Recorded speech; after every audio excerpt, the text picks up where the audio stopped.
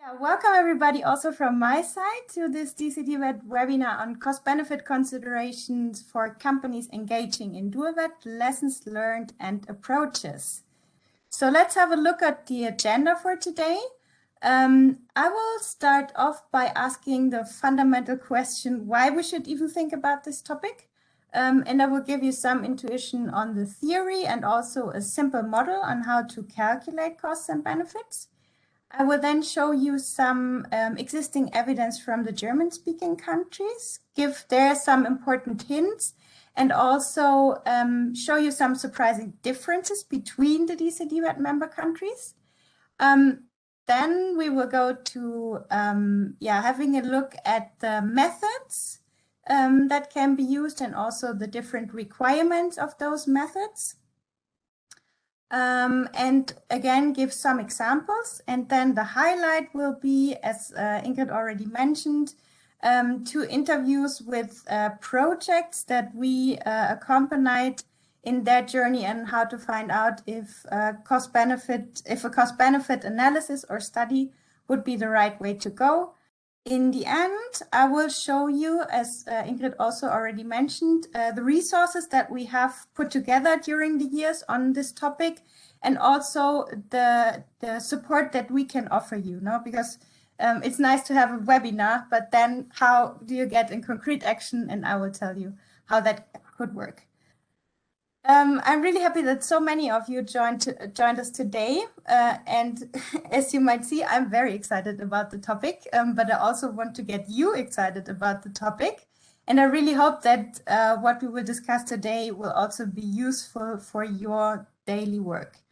And why do I think that this is such an exciting topic? I think it opens the doors to companies to talk about this topic.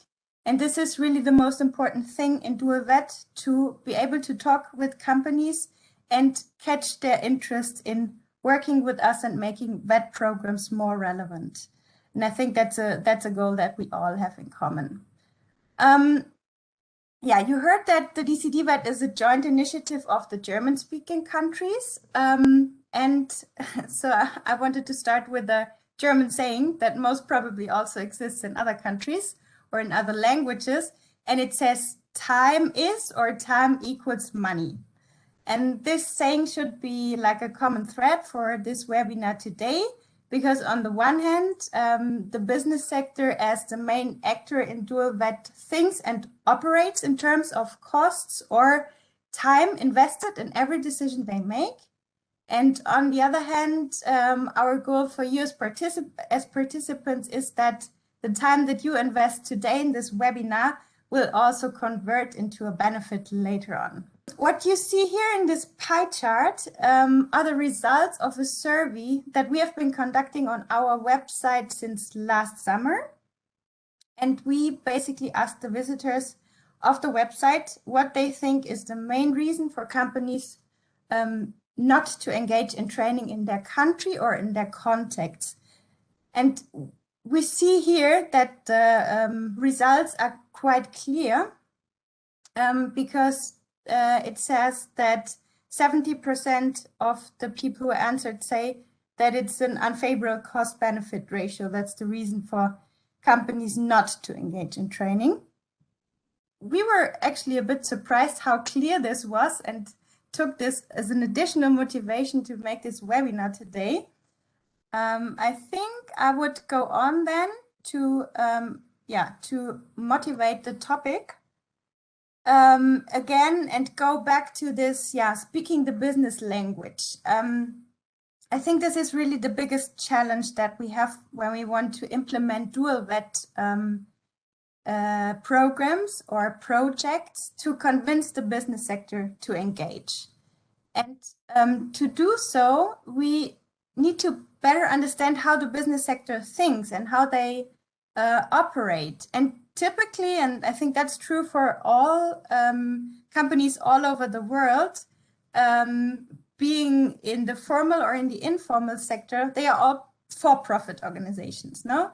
All of them think in terms of costs and benefits.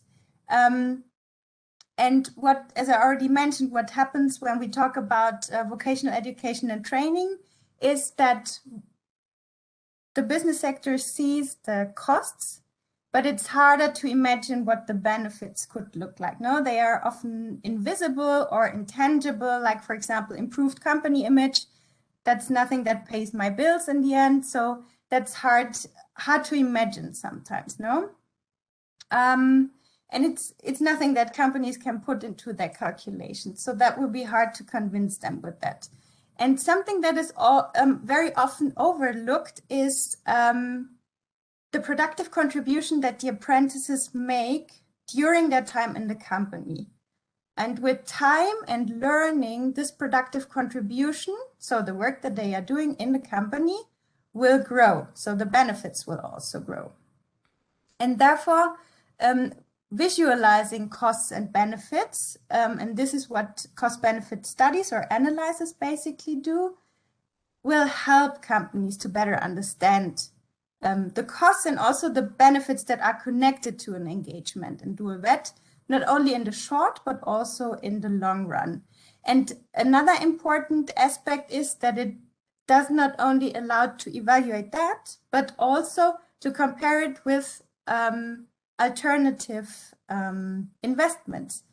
That would be the recruitment of skilled workers from the external labor market. Yeah, currently we are still, unfortunately, in many countries in the world in an economic crisis, also sanitary crisis.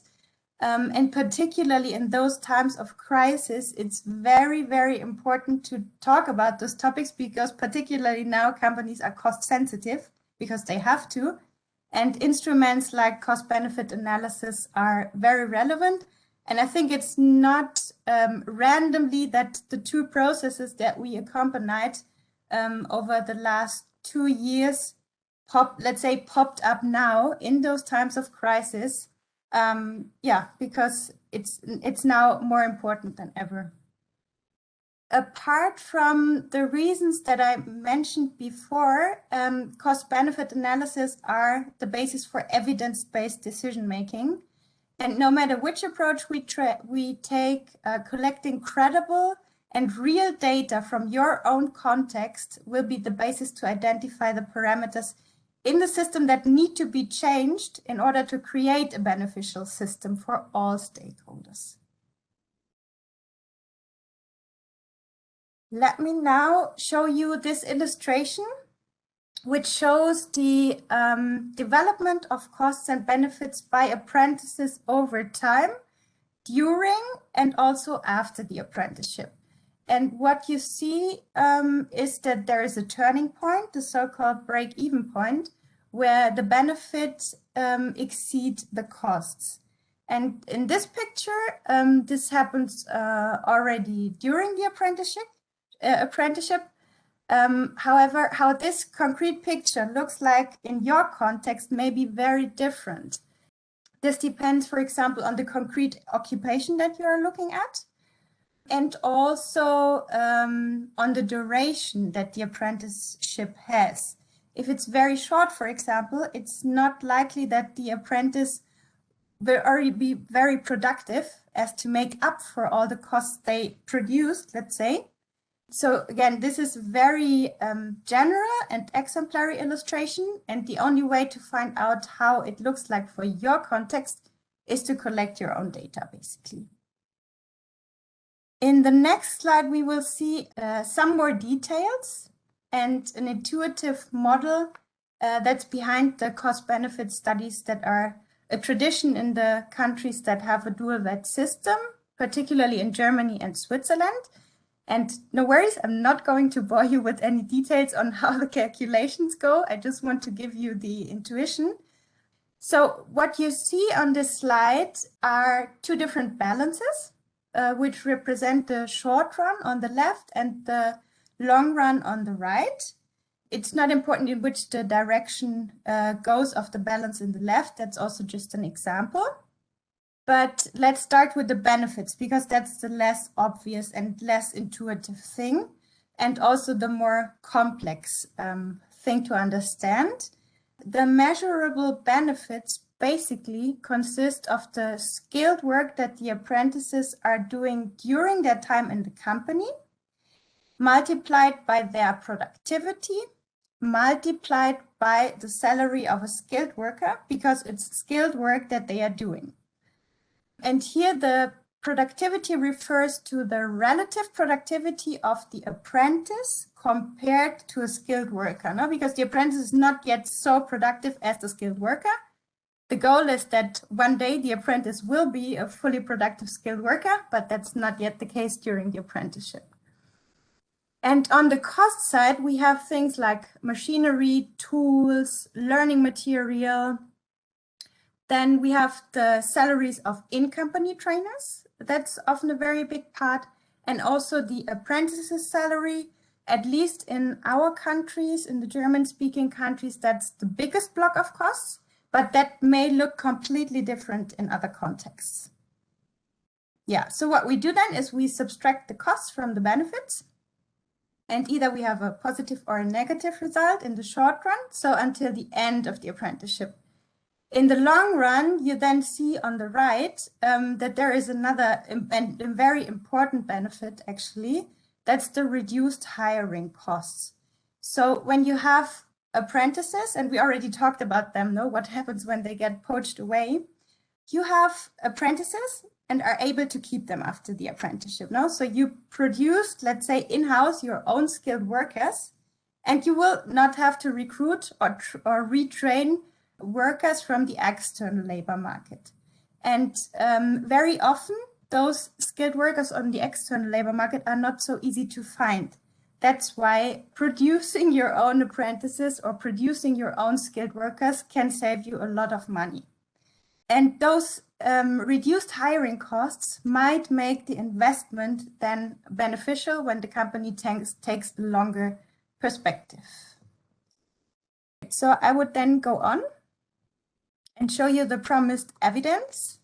This slide shows what happens when we fill the model that we saw earlier with real data. And I show you the example from Switzerland here, because here we have representative data of training and non-training companies, and that allows us to draw general conclusions for the system.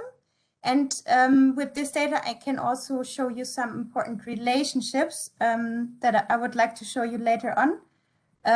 That are not always available in other analyses. For example, the differences between training and non-training companies. There are also examples from other evaluations or simulations, or also case studies from other countries. And you will find information on that in a literature list that we have put together. And we will send you all the links, all the material, the presentation, so that you find everything that you need. And I brought this example to show you how costs and benefits of Swiss training companies and non-training companies differ. And that also explains partly why not every company is a training company or wants to be a training company or should be a training company. Even though this data is from 2005, the general pattern did not change tremendously over the years. And what you see on this slide are the average costs and benefits of Swiss training and non-training companies. And whereas the training companies have a net benefit by the end of the training, Swiss companies that do not train would have substantial net costs. And as I mentioned, this is also the main reason why they do not train. This is the case for Switzerland. In other countries, other reasons might be more important and have a bigger influence on the decision not to train. We discussed that already before. No, it might be an unclear legal framework, no support from public authorities, no suitable candidates. That can also be a reason. And to really find out what the challenges of the system are, and if it's cost or benefits or if it's other factors, we have to collect our own evidence. If not, we will not find out what the reasons are. And this is exactly why we supported two very interesting processes that we will hear about later on. In the webinar in the morning, we had the questions why the non-training companies have so much bigger costs. And that's a very interesting question. That depends on different factors. One factor is definitely the size of the company. So training companies are often bigger companies. They can afford easily to train. It's not such a big deal for them. And for small and medium-sized companies, it's more difficult to invest in training. For them, it's very important, for example, that they break even already after the training, or let's say during the training. And then another factor is the sector. For some sectors, more investments are needed to be able to offer a training environment. Another factor is also the specialization. Some companies are really specialized and they would not be able to offer everything that would be required to get a nationally recognized certification in the end. So yeah, that's some more details on why those training costs are so high. For non-training companies, and I have to add, this is hypothetical costs, no, because those companies are not yet training. That's something I forgot to mention. So we go from the averages to the full distribution. And this graph here shows then the distribution, and it shows that it's not enough to look at the averages. We saw on the graph on the slide before that on average, the Swiss training companies make a net benefit. However, if we look at this graph here, we see that this is only true for the average, because we see on the left that 2/3 of the training companies make a net benefit and 1/3 of the training companies have net costs by the end of the training. And the results for an individual company depends very much on different factors. For example, company size, duration of the training, also division of the state cost sharing between state and companies, the division of the time in school and the workplace. Now, if the young people are more often in the workplace, they can get productive more quickly and create bigger benefits.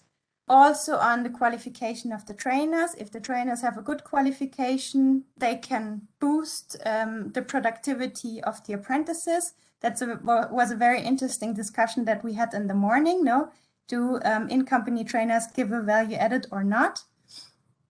And then also the apprentices' salaries and also the pre-qualification that the apprentices have. One very important factor is the occupation. For example, here in Switzerland, it's much more expensive to train a polymechanic compared to an electrician. I can give you another reason why it's very important to not look only at the averages. I was involved outside of dVET in a study in Mexico, where we also made an evaluation of the dual VET system or parts at least of in Mexico. And what we saw there, that we didn't have the distribution that we see here, but we had two extremes. On the one hand, we had companies that invested a lot of money in the training of their apprentices, but they were not able to integrate them such in the production process that they were very productive. So they had high costs in the end. And on the other hand, we had companies that basically didn't invest anything, didn't pay any salary. And that looked then more like, like cheap labor, let's say. And if you do not look at the whole distribution and only at the average, you will not see that. To conclude this part, I would like to give you a little bit of broader picture on how the situation looks like in Austria, Germany, and Switzerland. We thought that this is quite interesting because those systems seem to be quite similar. No, they all have dVET, but they do not necessarily produce similar results. And that's what we will see here. So as we already said, Swiss companies make a net benefit on average, but Austrian and German companies have net costs by the end of training. And you might ask now, okay, why do Austrian and German companies then still engage in training? Well, one argument is they heavily need skilled workers that they cannot find somewhere else, no? And in general, they take a more investment-oriented perspective. And they have then as shown before, a benefit in the long run due to those reduced hiring costs. What are the reasons for those different results? The main difference between Germany and Switzerland is the productive contribution of Swiss apprentices, which is higher, because in Germany, the training or the integration into the production processes, for example, is organized differently. There is more training and practice involved, and the apprentices do more unskilled work. And in Switzerland, the apprentices do more skilled work.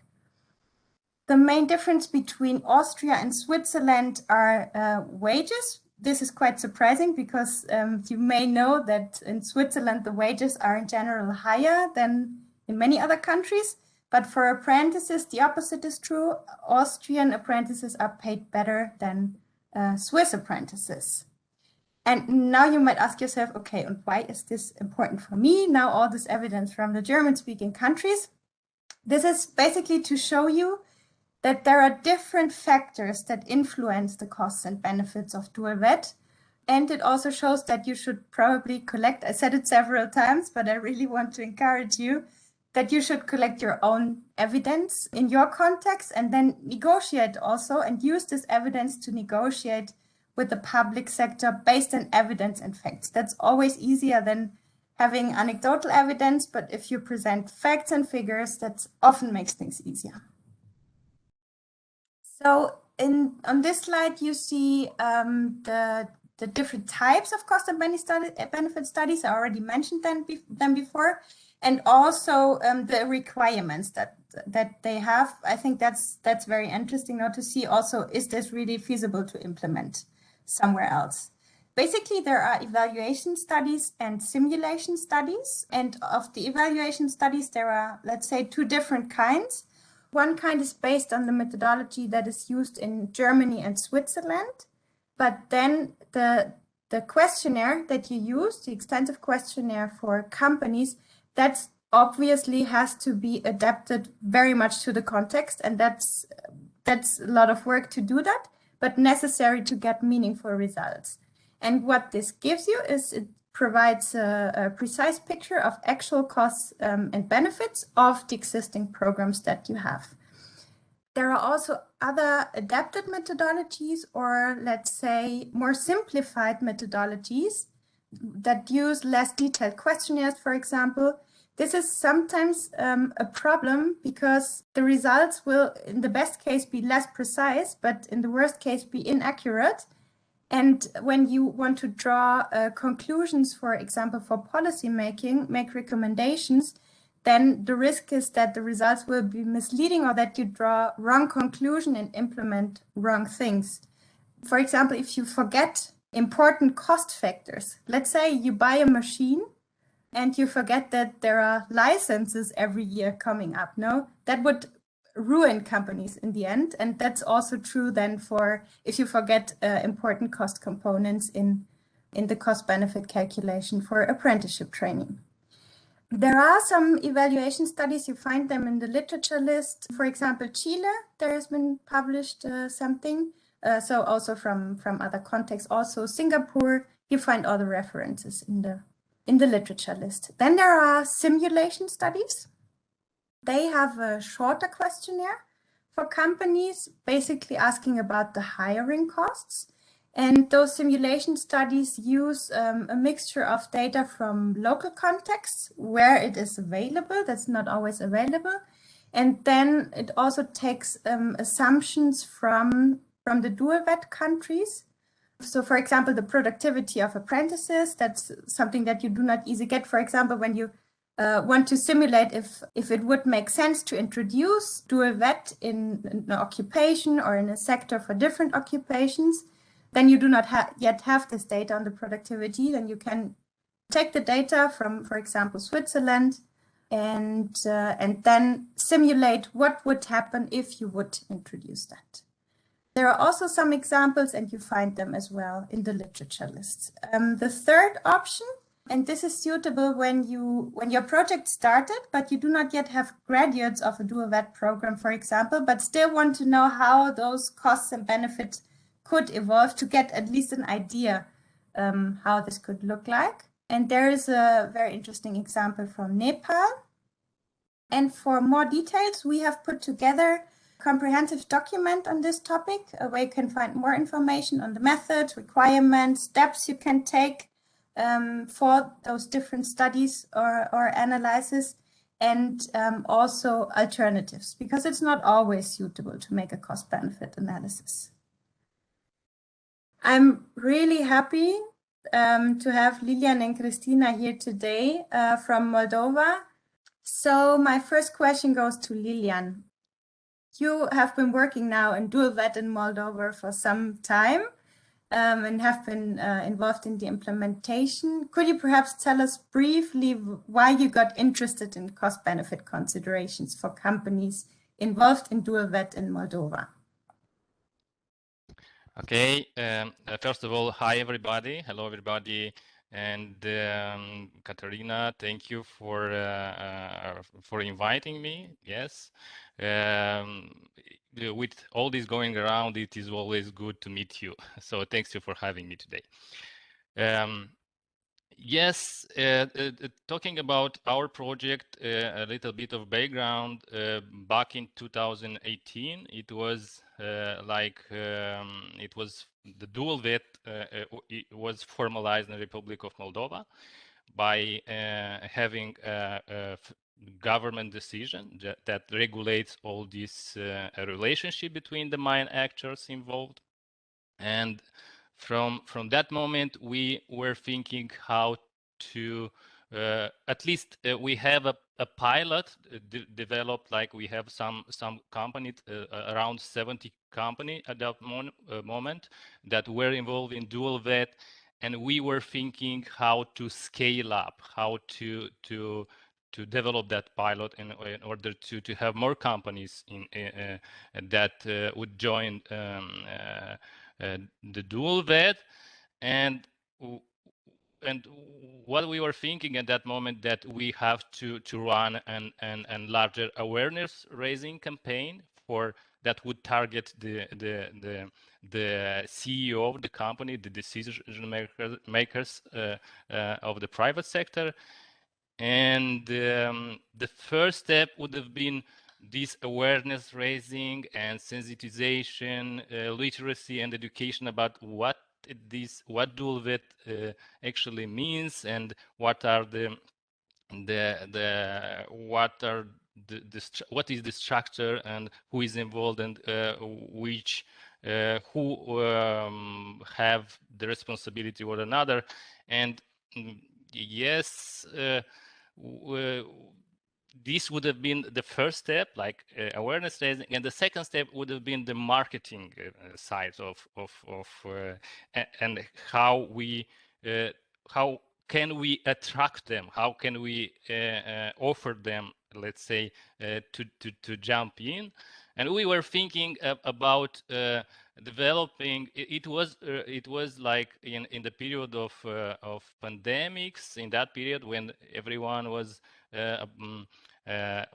let's say the digitalization was a topic at that moment, and we were thinking to develop a digital tool on return on investment. Yes, in order to engage them in an exercise where they would provide, like, how many apprentices they need, how many, what it would be the occupation, eventually the length of the program, and to have like a very brief, let's say, outcome on whether the return on investment would have been, let's say, positive or negative. But as a disclaimer, we were thinking that in any case it should be a positive outcome. And yes, and after that we tried to find someone who is proficient in this area of economics and calculating all this and putting all this together. And my project manager proposed to have a discussion with you, and that how collaboration took up. Perfect. Thank you very much, Lilian. Yeah, that's what I was about to ask you. You got in touch with us, no? And then we tried to support you in those questions for a potential cost-benefit analysis in Moldova. And perhaps you could tell us if this thematic support from our side was useful or perhaps even more interesting. Was it maybe different than expected? Because you had quite some expectations and had an idea what to do. But yeah, perhaps you can give us an insight. Thank you for the question. You know, I must confess that talking with you at dVET is like have a small talk with friends. So this is very straightforward, and it is really easy to collaborate with you. And yes, we decided to go for a cost benefit. We decided to run a cost benefit analysis, but we also decided together with you that it maybe would be better to go for a pre-questionnaire or to go with the simplified version of the cost benefits in order to test the floor and to see how will react the companies, because as you mentioned before, that it implies a lot of sensitive question and eventually data. And now actually we are in the process of we run that questionnaire, that survey. You gave us the questionnaire, and we adapted a little bit to our context, and also we tried to make it multilingual, like we because Moldova is we also have Russian speakers in our population, so we made the questionnaire in 3 languages actually, that you also could follow the answers. So now we are in the process, and I will be very happy to maybe in the near future to give you some feedback on how this is what was the result, so that the pre-questionnaire. Perfect. Thank you very much, Lilian. I think that's very interesting, to not already go into the fully fledged cost benefit analysis with an unsure outcome, but to test first if you would get the data that you need to really get meaningful results. Then I think that was a quite careful but necessary approach. So I'm not sure if we have Christina as a representative from the private sector. She said that she would she would probably connect, but she's on a trip to Romania, so we are not sure if that worked.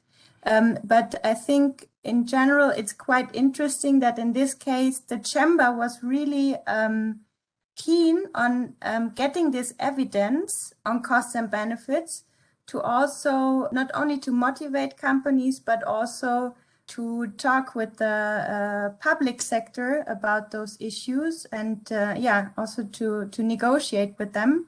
Perhaps Lilian, would you like to share a little bit more on that? You are closely working with the Chamber of Commerce, I think, and from the beginning, I think they have been very motivated to work with you on this topic, right? Yes, absolutely. Actually, this questionnaire and this survey that we are carrying out at the moment, it's done with the support of the Chamber of Commerce. They have this structure of regional chambers, and this network now are helping us to reach out to the companies and to have this discussion, communication with the CEO or the whoever is more prone to because there are some let's say data that could be provided for certain department of the company. So they are so actually, yes, Chamber of Commerce is having an important role, and from the sustainability reasons, this is good to have them on board, and in future, because the Chamber of Commerce, according to the law, they are the party that is monitoring the dual vet, especially from the part of the private sector. Great, thank you so much, Lilian, for those insights. And I think one important factor to have meaningful data is to have close connections with the private sector and also trust, and therefore the chamber is a very important partner. Thank you very much for your time, Lilian. Highly appreciated. All the best. And let's now switch to Asia and welcome my colleague Christine von Harrach, who's working for the Skills for Competitiveness project at SwissContact. Christine, are you there? Yes, I'm here. Very good morning, Katharina. Very good morning to everyone. Thanks for this opportunity. Thank you for being with us today and sharing the experiences from Indonesia. So, as I mentioned, you're working for the S4C project of SwissContact in Indonesia, and together with the TSR project of GIZ, you approached us around 2 years ago, I think, because you also were interested in conducting a cost-benefit study to learn more about the costs and benefits of companies that are involved in training.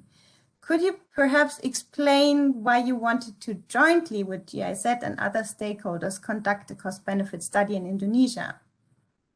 Yes, indeed. It's a journey that is already now 2 years, started 2 years ago. So we had really a good time together with you. And again, I would like to take this opportunity to thank you and the dVET for all this continuous guidance and really nice support that we got from you.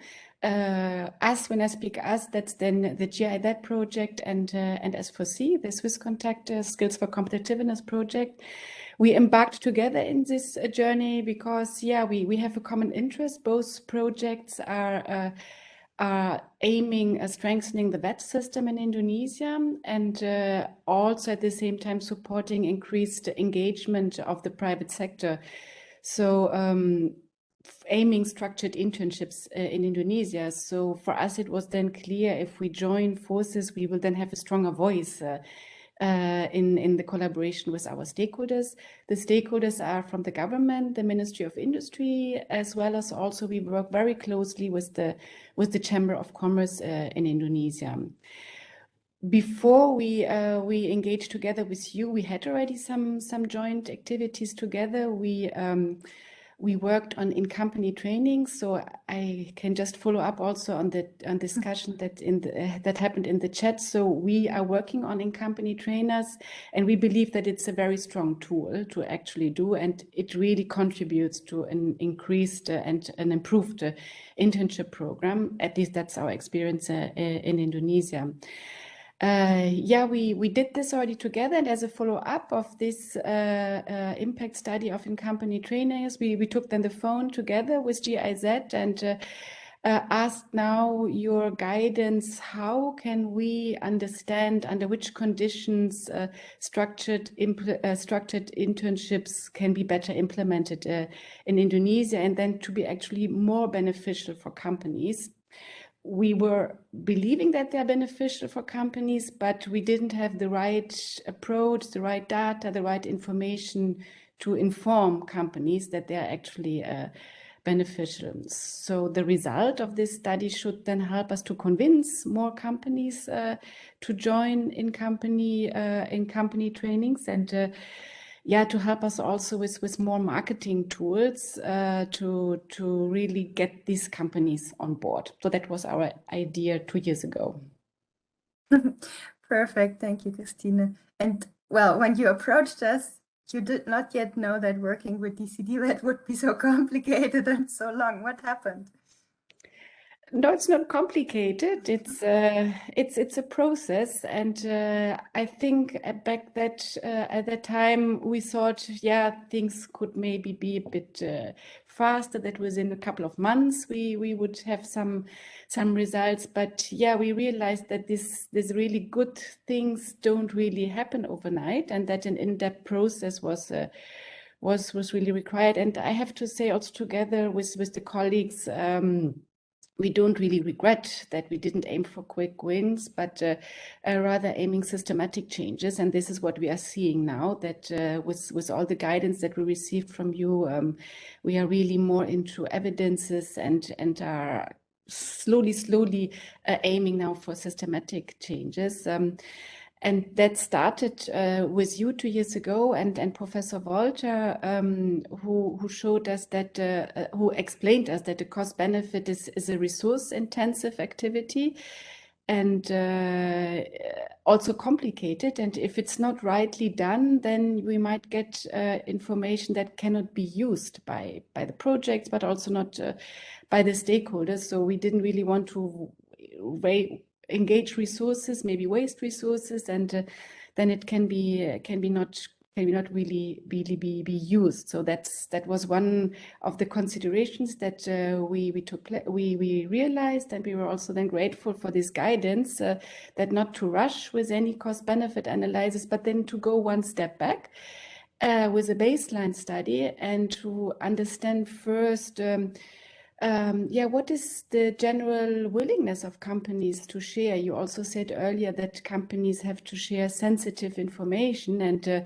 that's not with all companies the case that they're willing to do. But you need this if you want to go do a cost-benefit analysis, and that was something we first needed to understand the willingness. But also in general, the context in Indonesia with regard to the skills, where do skilled labors come from, some more considerations to understand before actually launching a deeper cost-benefit analysis. Yeah, and the result was quite interesting. After this baseline study, we realized, yes, companies are reluctant. They don't really want to share sensitive information. Already in the baseline study, they didn't want to share, so it made us really wonder, would they then share this information when we go for more deeper cost-benefit analysis? So probably not. But another important message was also that we realized in the baseline study that several underlying and hidden factors came out that cannot really be captured by a cost-benefit analysis. And that's all about, no? As development partners, we don't want to work on assumptions and underlying factors. We wanted to really be guided by sound evidences, and don't really want to come to a situation to get wrong conclusions based on this study. So yeah, mainly collecting numbers or quantitative data would then not tell us the real story, and in particular also the quality of these structured internships. So this is why we needed then to find more out what are the reasons why companies are not providing trainings in Indonesia. That was the step that took us quite a long time, yeah. Perfect. Thank you very much, Christine, for sharing that. Perhaps a last very quick question. So the evidence that you collected, because you did not only run a baseline study, but also a more detailed study on the motivation of companies, why they train or do not train. And what was found there is that the costs do not seem to be the main issue for companies not to train in Indonesia. Could you perhaps share very briefly with the participants if this finding was useful for you as projects? Yes, yeah, of course. So the baseline study showed that the real considerations are beyond cost benefit, and this is why you guided us then in August last year that you need to really look more into qualitative aspects of a cost benefit analysis, which was then very helpful because we conducted then a motivation survey with around 200 training, but also non-training companies. So we always envisaged both sectors here, and that was really helpful to understand what are really the factors that certain companies engage in trainings and others do not. And here we really got some very important information, which were then also complemented by actual engagement with these companies through focus group discussions. So we really managed to establish a kind of communication and dialogue with them, which I found really surprising, how in particular also non-training companies are very willing to get in contact and to communicate what are really parameters that hinder them to engage in internships. And I think here projects can really add very value here to open this kind of platforms of exchange. And surprisingly, how companies really want to talk about it, but the necessary approach and platform need to be established. Perfect. Thank you so much, Christine, for your input. If you would like to know more about this process, because you heard that took us quite some while and it was a very interesting process, you can have a look at the interview that Sibyl will also share in the chat, and that's also linked here on the presentation. Thank you very much, Christine. Thank you very much, Lilian. I think both of you will also stay for the optional half an hour, and then participants can also ask more questions about those two very interesting processes. Thank you very much. Perfect. So then I would go to the last slide. So hopefully this webinar leads you now to ask, where can I find more information about this interesting topic? And luckily, we have been working on this topic and its significance and implementation possibilities since around 2 years now. So on our website, you find recording on a webinar that we had 2 years ago, which is available upon request. You find the slides, you find questions and answers from this webinar in a document. You find a detailed literature list that we will probably also update now. We have some new evidence that we got today. That's great, and we will update the list. And last year, we sent out a thematic newsletter on the topic where we also created new documents, an overview document that I already mentioned, and also key learnings from 20 years of research. So that's the resource part. And then if you have any further questions, please write us to our email address, coordination@dcdVET.org. And for our dCdVET members and their projects, we have a special offer for accompanying processes, as were exemplary shown here from Indonesia and Moldova. So if you are interested, please feel free to contact us, and then we can see how we can support you. And with this, I give back to Ingrid and stop sharing my screen to close the webinar. Thank you very much, everybody.